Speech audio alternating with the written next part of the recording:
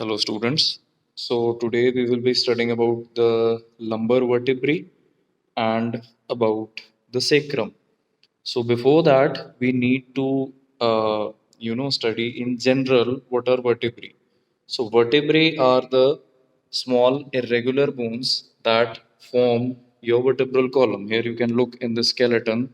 The vertebral column from above below, if I show you, consists of this series of bones which are lying, they are extending from the base of skull present along the back of the body, and they reach up to the tailbone or the coccyx, right?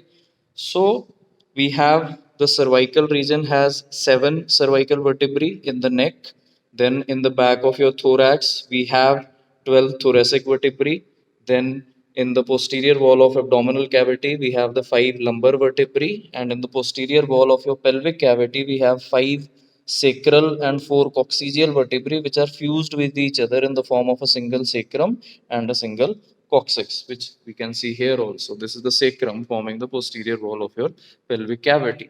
Now, sacrum and coccyx are fused with each other, so you can identify the sacrum very easily. What about the lumbar, thoracic, and the cervical vertebrae? How you will differentiate which is a cervical vertebra, which is a thoracic vertebra, and which is a lumbar vertebra? For that, I will pick up one typical vertebra from each region. This is the fourth cervical vertebra.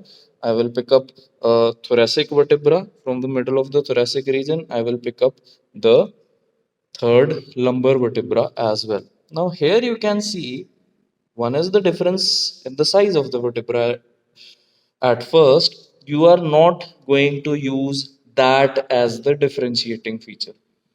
What you are going to use is the presence or absence of certain characteristic features which are present only in the vertebrae of a particular region. Like cervical vertebrae, if you can see, they have these foramina. These are called as foramina transverse area, present in the transverse process of the vertebrae, which you can see are not present in the thoracic as well as in the lumbar vertebrae. There are no such these transverse foramina. So the presence of foramen transverse areum is the characteristic feature of cervical vertebrae. Here you can see it is present in the third, in the fourth, in the fifth, in the this one as well. Here the anterior part has broken off, but they are present in the sixth and the seventh one as well. The sixth and seventh are fused with each other. That was the first thoracic one actually.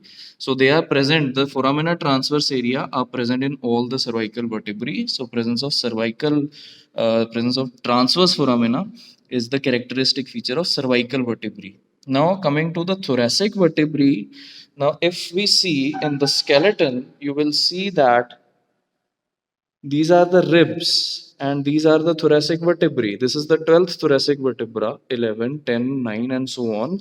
Ribs are articulating with, you can see, the ribs are articulating with the this part of the vertebra and with this part of the vertebra as well here, right? So coming back to the thoracic vertebra itself, all the thoracic vertebrae carry these facets for articulation with the head of the rib or with the tubercle of the rib. Now, this part of the vertebra is called as body of vertebra in irrespective of the region. This is the body of a cervical vertebra. This is the body of a thoracic vertebra. This is the body of a lumbar vertebra. So, on the posterolateral aspect of body of thoracic vertebrae, we have these costal demifacets for articulation with the either the head of the rib or with the tubercle of the rib. Now this part is called as a transverse process. I will come to that later on, but the transverse processes of thoracic vertebrae bear these costal facets for articulation with the tubercle of part of the rib, right? So you will see that these costal facets are not present in the cervical vertebrae. You can see this vertebra has a transverse foramen, but it does not have any costal facet. either on the posterolateral part of body or in the anterior part of transverse process? No, it does not have. We will have a look at the lumbar vertebrae also. There is no costal facet here. There is no costal facet here. So presence of costal facets on the posterolateral part of the body and on the anterior aspect of transverse process, that is a characteristic feature of thoracic vertebrae. So you will identify thoracic vertebrae by mentioning first of all that costal facets are present, right? Then you go on to the other features of thoracic vertebrae, and then we come to the lumbar vertebrae. So how will you identify that this vertebra is a lumbar vertebra? It does not have any transverse foramen, it does not have any costal facets on the posterolateral part of the body or on the anterior aspect of the transverse process. Then you will go further on that it has a very large body, and further on the other characteristics of lumbar vertebrae, right? So that is how you identify that this vertebra belongs to which region of the vertebral column, right? Okay. Why is this important is especially for differentiating from the lower thoracic vertebrae.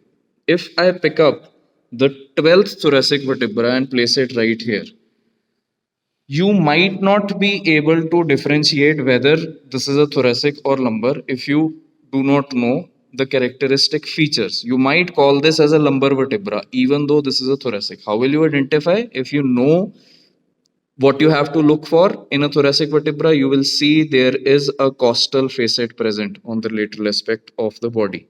Okay. Even in the 12th and also in the 11th thoracic vertebra also we have a single costal facet. In all the other typical thoracic vertebra we have two costal facets, one on the top of the body, one on the inferior part of the posterolateral aspect of the body. This is the 10th one, then this is the ninth one. You see a larger upper facet and a smaller lower facet, right? So you can easily differentiate between the lower thoracic and the lumbar vertebrae by the presence or absence of these costal facets. This was the articulation area for articulation for the 12th rib on the 12th thoracic vertebra, area costal facet for articulation with the 11th rib on the 11th thoracic vertebra. This, however, is the third lumbar. Even if I pick up the first lumbar vertebra, the first lumbar, even here you do not see any facet on the posterolateral part of the body or even on the anterior aspect of the